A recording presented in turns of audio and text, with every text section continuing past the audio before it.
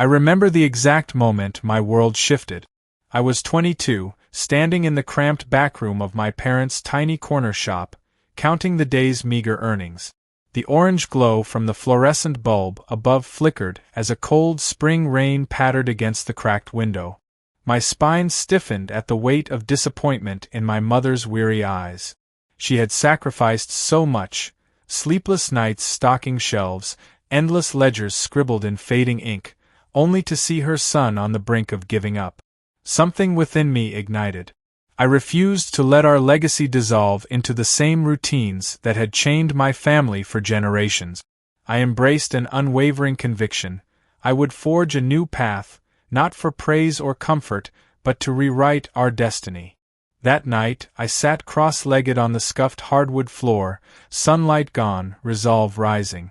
I pledged to myself, I would transcend every barrier that had ever held me back.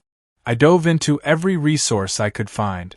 I read biographies of visionaries, stories of grit that felt like lifelines. I devoured business journals, market analyses, and psychology tomes in stolen hours before dawn. My brain felt electrified. I consumed knowledge with the ferocity of a man starved for freedom. Yet every lesson inflicted fresh wounds. Fear of failure, crippling doubt, and a gnawing sense of inadequacy whispered that I lacked pedigree, connections, and capital. I faced rejection daily. Investors dismissed me as a dreamer with no track record. Banks labeled me unqualified. Industry veterans warned me against chasing ghosts. Each setback reverberated like a punch to the gut, but it also sharpened my instincts. I learned to anticipate objections before they formed, to tailor my proposals with surgical precision, to cultivate integrity that outshone any resume. I rented a sparse co-working desk for $50 a week. Surrounded by strangers tapping away on laptops, I sketched a blueprint for a technology platform that could revolutionize small business logistics. Features would include AI-driven inventory forecasting, real-time tracking, and automated invoicing. The idea wasn't wholly original, others had tinkered at the edges, but I saw a gap. Legacy software was bloated, confusing, and overpriced. My vision: deliver streamlined, transparent solutions at a fraction of the cost. Through late nights and cold coffee, I coded the initial prototype. My fingers bled from calluses. My eyes burned from staring at lines of code until dawn. I lacked formal training, so I learned on the fly, debugging tutorials at 2 a.m., Stack Overflow searches that became lifelines. When the MVP finally took shape, I tested it on my parents' shop. Their delight at watching stock levels update instantaneously and invoices generate automatically validated every sacrifice. Then came the first true test. A pitch to a local venture group. Heart pounding, I stood before seasoned investors, voice quivering, palms slick. I launched into a narrative. How small merchants wasted hours on manual processes, how my tool could free them to focus on growth. The room stayed silent. When I finished, one investor leaned back and said, "You have ambition, kid, but no guarantee." Then another added, "Why should we back someone who's never run a scalable business?" Each no felt like a stone in my gut, but I refused to crumble. I refined my deck, solicited feedback, and brought real merchant testimonials to the next meeting. Week after week, I honed my pitch until it landed with clarity, credibility, and emotional weight. At the end of month 3, a modest angel investor, an ex-operator who had scaled a chain of coffee shops, said yes. He believed in my vision because he had lived the pain points I described. With $200,000 seed capital, I hired a small team: a junior developer, a UX designer fresh out of college, and a sales associate who believed in my story. We moved into a 2-room office above a laundromat, rented by the hour. The buzz of washers below echoed our own cycle of trial and error. We spent nights refining features, troubleshooting server crashes, and iterating based on user feedback. Growth was incremental: 5 users, 10, 50, but each new customer represented a merchant liberated from paperwork. By the end of the first year, Revenue barely covered expenses, but we had momentum. I watched my teammates' faces light up when our code solved real bottleneck. I felt an intoxicating mix of pride and responsibility.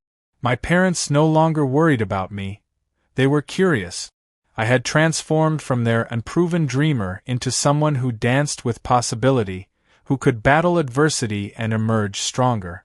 When our platform reached 1,000 users, I finally allowed myself a moment to celebrate. But that moment evaporated the next morning when our servers buckled under unexpected traffic. Merchant orders failed, accounts locked out, and panic rippled through social media. I stared at the barrage of error logs in horror. We had underestimated growth. Our infrastructure frayed. In that crucible, I discovered the essence of leadership. I gathered my team at 2 a.m. under the harsh glow of bare bulbs and traced every chain reaction that led to the crash. I apologized, not with hollow assurances, but by rolling up my sleeves alongside them, rewriting deployment scripts, re-architecting databases, and ordering new cloud instances. We emerged at sunrise, exhausted but unified by shared purpose. I learned that scaling is not linear, it demands relentless adaptation. Over the next quarter, I partnered with a seasoned CTO on contract, whose expertise leveled up our architecture overnight. I cut feature bloat mercilessly to focus on stability. I implemented rigorous QA processes and customer-facing status dashboards. Each improvement quelled some anxieties but unveiled new challenges. Cybersecurity threats, data compliance across borders, and the need for 24/7 support. Personal sacrifice escalated. I sacrificed weekends, birthdays, and even family dinners. My wife's disappointed glance haunted me when I arrived home at midnight. Our children's questions, "Daddy, why did you miss my recital?" gnawed at my heart. I felt torn between my commitment to our venture and my love for them. I carried guilt as a constant companion, yet I believed the hardship was temporary, a necessary toll on the journey to deliver something transformative. On one particularly grueling night, my wife confronted me. "What are we building this for?" Her tears cut deeper than any investor's critique. In that raw moment, I realized that success measured not just by valuation, but by the lives we touched, including our own families. I vowed to reorganize. I delegated more, instituted strict no-work Sundays, and even hired a part-time nanny so I could reclaim evenings. Balancing intensity with presence became my next leadership test. Meanwhile, our subscription base climbed to 10,000 merchants. Venture capitalists circled, intrigued by our traction. I entered Series A negotiations with a sense of caution born from earlier haste. I refused to dilute core values for flashy valuations. I insisted on governance terms that preserved autonomy. I insisted on board seats for our original team, ensuring our culture would endure. After months of tense bargaining, we closed $20 million at a $100 million pre-money valuation. That infusion of capital ignited explosive growth. We expanded internationally, Europe, Latin America, Southeast Asia, each market teaching fresh lessons in localization, currency management, and partner ecosystems. I hired leaders in each region, trusting them with autonomy but holding them accountable to our overarching mission: empower small enterprises worldwide. Through it all, I kept a simple mantra taped above my desk: purpose over profit, people over process. It reminded me why I endured the early grind. It anchored every strategic choice, from philanthropic initiatives that offered free access to underserved communities, to employee ownership programs that let team members share in our success. Yet, with every milestone, the millionth user, IPO whispers, awards from prestigious business journals, I still felt the unfamiliar pang of imposter syndrome. I asked myself, do I deserve this? Each victory compelled me to recommit to humility, continuous learning, and gratitude. They kept me honest, hungry, and connected to the spark that first lit in that crowded backroom. As our company grew, so did the pressure. Every week, the stakes seemed to climb higher. The demands of investors, the expectations of our growing team, and the relentless need to innovate created a volatile mix. I could feel the tension creeping into every conversation, every email, every meeting. My phone buzzed constantly with questions about projections, customer acquisition costs, and churn rate. In board meetings, the questions weren't about how to innovate anymore. It was about how fast we could scale to justify the valuation. The simple, passionate mission I had once embraced now felt like a distant memory, replaced by an unyielding drive for growth at all costs. The tipping point came late one Thursday evening.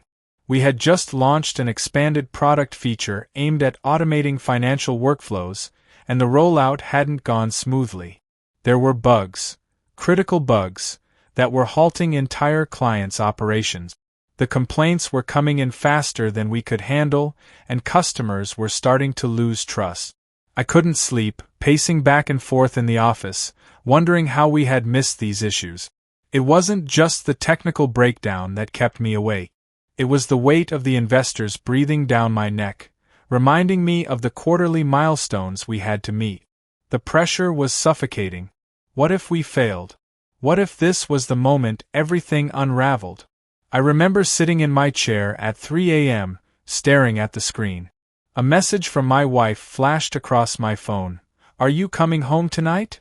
I ran my fingers through my hair, feeling the isolation, the distance from my family, from everything that once mattered to me. Was this success worth it? But then, something inside me clicked. I couldn't allow myself to fall into despair. I had fought too hard to give up now. The morning after that sleepless night, I called an emergency meeting with the engineering and product teams. We went over every bug report with a fine-tooth comb. We brought in customer success reps to hear firsthand what the clients were facing. The solution came from listening closely, not just to the problems but to the people.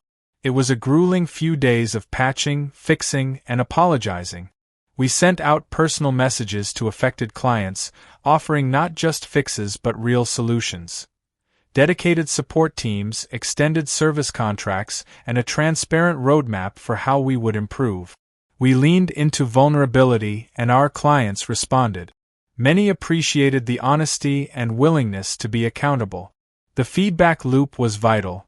Sometimes the loudest critics are also the most valuable teachers. What I realized was that the core of our company wasn't just the software we were building, but the relationships we fostered with our customers. They weren't just users, they were partners in our growth. And with their trust renewed, we were able to get back on track. It was moments like these that reinforced a crucial lesson. Resilience isn't about avoiding failure, it's about how you recover and evolve from it. That experience, though painful, set the tone for the next stage of our growth. We no longer viewed failure as an enemy to avoid, but as a necessary component of innovation. It was through the most difficult times that we found our true strength. The months that followed were a blur of intense focus. We restructured our product pipeline, implemented better quality assurance practices, and significantly improved our customer support. But something shifted within me. The hunger for growth, the chase for the next big thing, started to feel hollow. I began questioning whether financial success, the IPO that seemed inevitable, was truly the endgame. During this period of deep introspection, I began to reconnect with my roots, the mission that had initially inspired me to start this journey. I'd spent so many years chasing milestones, stock options, and growth charts, that I had lost sight of why I started in the first place. I wanted to change lives, not just earn numbers on a balance sheet. I wanted to build a company that mattered, not just one that could be sold. And yet, the prospect of an IPO loomed large. It was a game changer. Our venture capitalists, who had supported us from the beginning, were eager to cash in on their investment. The market was hot, and the pressure to go public was mounting. Everyone told me it was time. Our platform was ready, we had the user base, the traction, the brand recognition. It was the next logical step. But I knew that the IPO wasn't just a financial milestone. It was a point of no return. Once we went public, our responsibility would shift. We would no longer be a privately held, founder-driven company. We'd be accountable to shareholders, analysts, and the market at large. The soul of the company could change overnight. I spent sleepless nights debating what the right choice was. Should I follow the trajectory of most fast-growing companies and cash out, or should I take a stand and fight for something more meaningful, even if it meant relinquishing some control? I turned to my mentors, people who had built empires and fallen short, who had made fortunes only to lose them in the pursuit of validation. The advice was unanimous: do it your way. Make the choice that lets you sleep at night. In the end, I decided to take the company public, but on my own terms. I would retain control of the board, limit the scope of external investment, and ensure that our core values would stay intact. The IPO wasn't about me. It was about the team, the customers, and the vision we had built. I refused to compromise the integrity of what we had created for short-term gains. The day of the IPO was surreal. We rang the bell, surrounded by the team that had been with me through thick and thin. I felt a rush of accomplishment, but also a deep sense of gratitude. We had built something real, something that could make a difference, and the market responded. The company's valuation soared, and for a brief moment, it felt as though everything had come full circle. But success, I would learn, isn't always as fulfilling as we imagine. The months after the IPO were some of the most challenging I had ever faced. Expectations skyrocketed, and the pressure to deliver on the promises made to investors weighed heavily on me. My time, once consumed by strategic decisions and personal reflections, was now spent in board meetings, dealing with analysts, and focusing on stock price performance. I missed the raw, unpolished days of building something from the ground up. I found myself asking, was this the dream? Had I achieved success, only to realize that it wasn't the fulfillment I had sought? It was in these moments that I came to understand something critical about entrepreneurship. It isn't about the destination, it's about the journey. And no matter how high we rise, the true measure of success isn't in how much we accumulate, but in how we impact the lives of others and how we continue to grow as individuals. It had been a year since the IPO, and the weight of the transition was finally starting to settle. On the surface, everything looked picture-perfect. Our stock price had surged, our user base had exploded, and we were heralded as the next big thing in tech. But beneath the accolades and the media attention, I began to feel something different. I felt a quiet emptiness, a dissonance between the success I had achieved and the life I was now leading. The noise of board meetings, quarterly calls with analysts, and constant performance metrics drowned out the reason I started this journey in the first place: to help people, to build something that would leave a lasting impact, something that would improve the lives of small business owners who were struggling just like I had once been. But now I was a CEO of a publicly traded company, consumed by stock fluctuations, corporate politics, and relentless demands from investors. I had become a symbol of success, but I felt more disconnected from my original mission than ever before. It was in the quiet moments that I realized I had lost touch with what mattered most. The people. The team that had fought beside me in the early days, the customers who had believed in us when we were just a small startup, and even my own family, who had made countless sacrifices as I chased this elusive idea of success.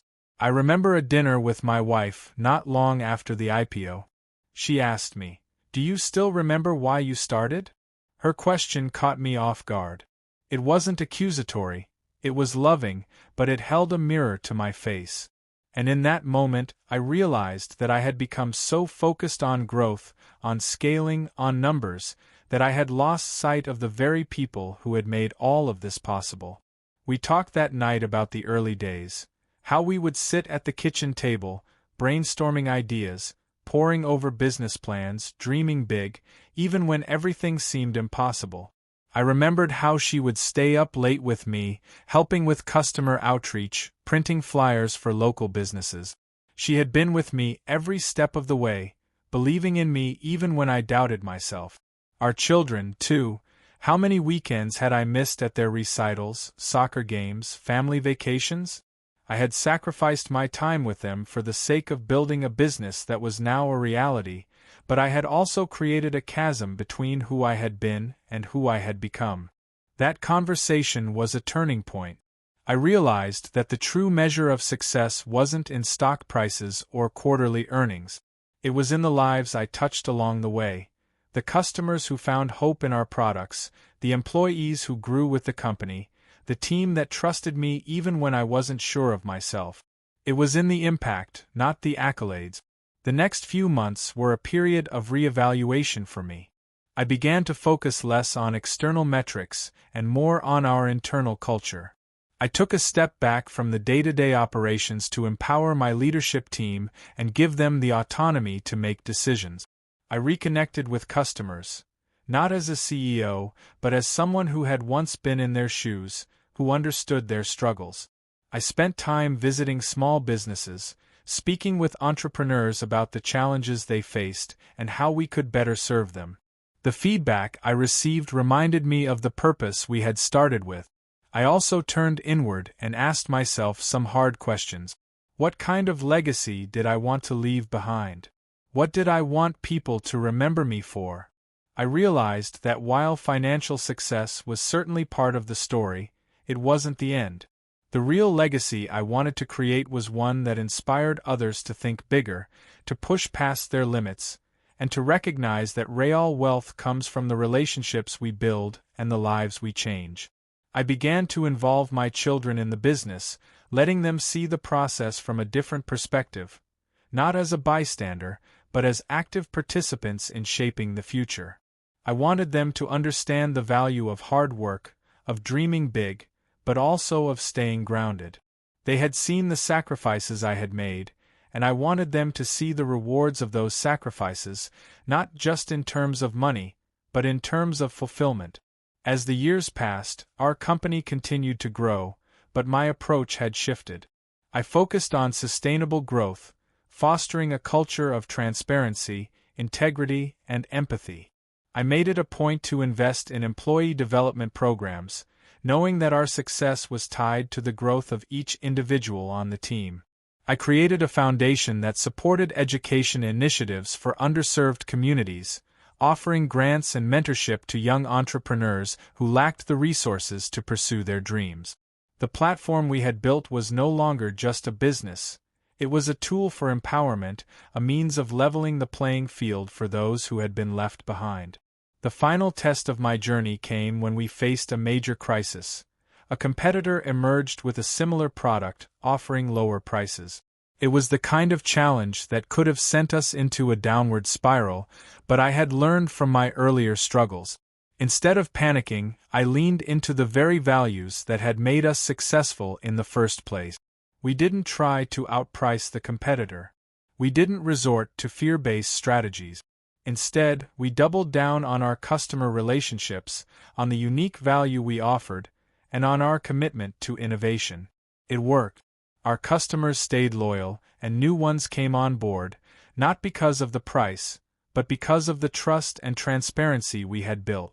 It was a moment that reinforced a truth I had come to learn. Success isn't about avoiding competition or having the best product in the market. It's about building a brand people believe in and standing by it no matter the challenges. Looking back on everything, I've come to realize that my success isn't just measured by the company we built or the fortune we accumulated. It's measured by the impact we've had on the lives of others.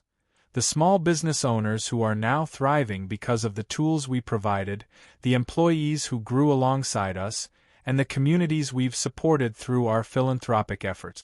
Most importantly, though, it's about the lessons I've learned along the way. Success isn't just about achieving goals. It's about the person you become in the process. It's about resilience, humility, and the ability to adapt and grow. It's about staying true to your values, even when the world tells you to compromise. As I sit here now, looking at my family, my team, and everything we've built, I feel a profound sense of peace. I've learned that wealth is not just what you accumulate, but what you give back.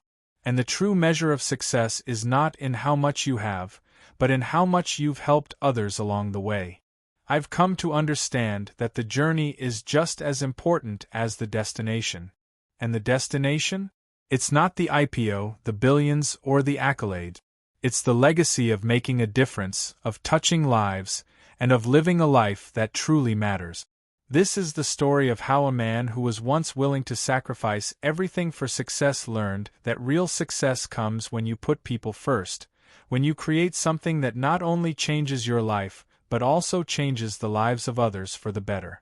And if I've learned anything, it's that success isn't a destination, it's a journey that never truly ends. And that, my friends, is the real story.